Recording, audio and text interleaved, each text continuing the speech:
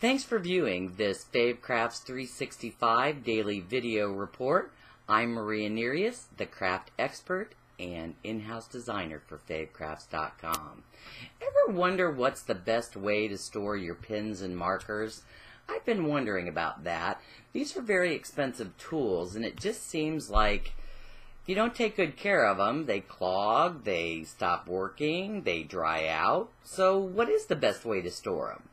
A lot of people say it's important to store them with the cap up, but in this case, this one has two caps. So do I store the little cap up or the big cap up?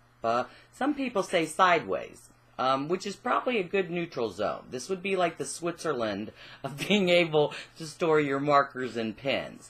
Other people will tell you, caps down. I searched and searched on this. I asked a lot of designers, I asked a lot of manufacturers, and there was only one thing that I walked away from all those conversations thinking. The most important thing about storing pens and markers is to store them with the caps on. And pay attention. If your cap needs to click, make sure that it clicks.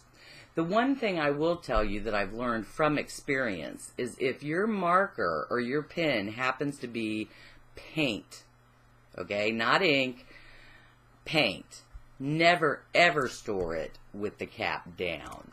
That will cause it to flood the nib, and you're either going to end up with a big mess or you're going to end up with a clogged nib. So for now, it doesn't really matter which way you store them, as long as you store them with the caps on.